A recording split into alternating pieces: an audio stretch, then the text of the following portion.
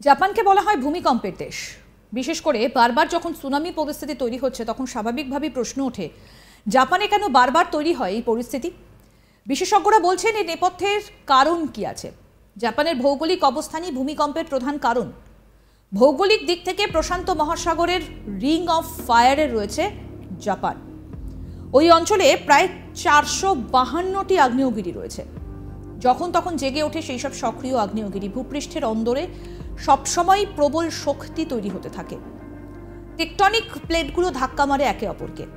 কখনো একটি প্লেট ঢুকে যায় অন্য প্লেটের ভেতর, আর এর কারণেও ভূগর্ভে প্রচণ্ড তাপ আর শক্তি তৈরি হয়।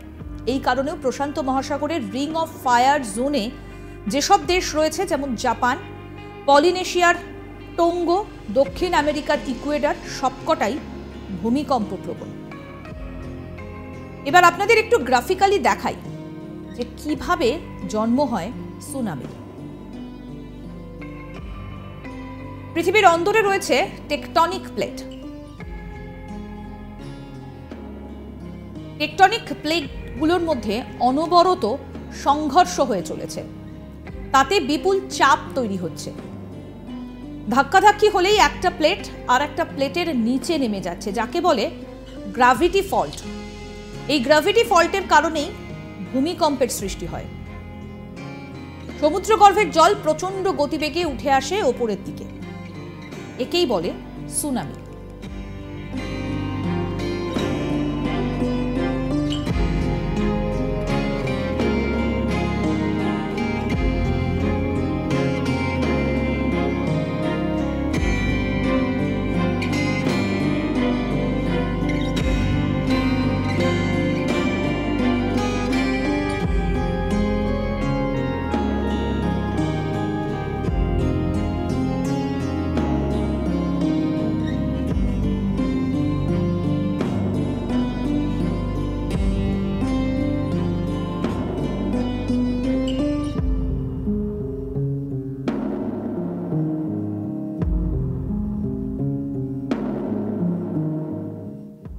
ভূকম্পন বিশেষজ্ঞরা বলছেন সুনামির অন্য কারণও আছে।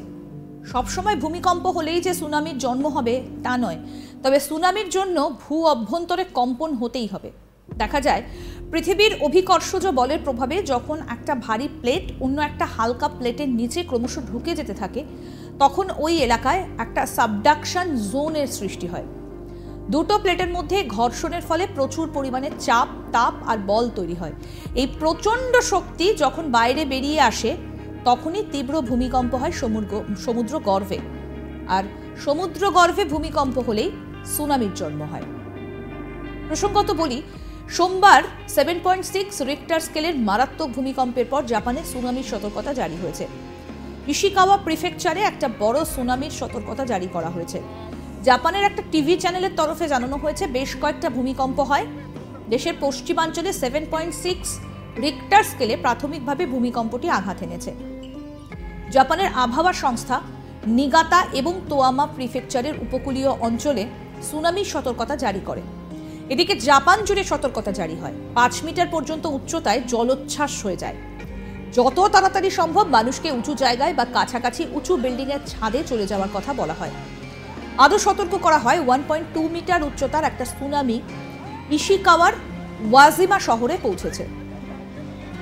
কাশিজাওয়াকি শহরেও 40 সেন্টিমিটার উচ্চতায় আরেকটা সুনামির ঢেউ ইতিমধ্যেই পৌঁছেছে।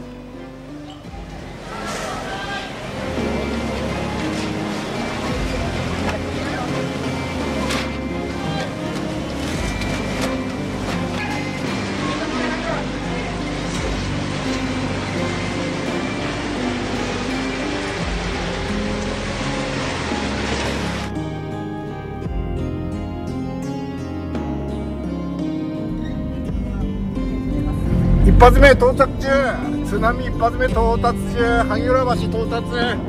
ক্ষয়ক্ষতির রিপোর্ট এখনো পাওয়া যায়নি, তবে ইতিমধ্যে এক্সে বেশ কিছু ভিডিও ভাইরাল হয়েছে। সেসব ভিডিওর সত্যতা যাচাই করা সম্ভব হয়নি, তবে ভিডিওগুলোতে ইশিকাওয়া প্রিফেকচারে একটা খালের ওপর জলের ঢেউ উঠতে দেখা গিয়েছে। জাপান ভূমিকম্প প্রবণ, এটা আমরা মোটামুটি সবাই জানি। এবং কেন এই জাপানেই বারে বারে ভূমিকম্প হয় সেটাও আপনাদেরকে বললাম, কারণ সক্রিয় রয়েছে আগ্নেয়গিরিগুলো। ওই অঞ্চলে অর্থাৎ প্রশান্ত মহাসাগরের রিং অফ ফায়ারে রয়েছে জাপান, আর ওই অঞ্চলে প্রায় 452টা আগ্নেয়গিরি রয়েছে। এরকম আরও আপডেট পেতে আজ তাক বাংলার ইউটিউব চ্যানেল সাবস্ক্রাইব করুন, নোটিফিকেশন পেতে বেল বাটন অপশন প্রেস করুন। এই ভিডিও সম্পর্কে আপনাদের মতামত জানান, কমেন্ট করুন, শেয়ার করুন, হোয়াটসঅ্যাপে ফলো করুন আজ তাক বাংলা।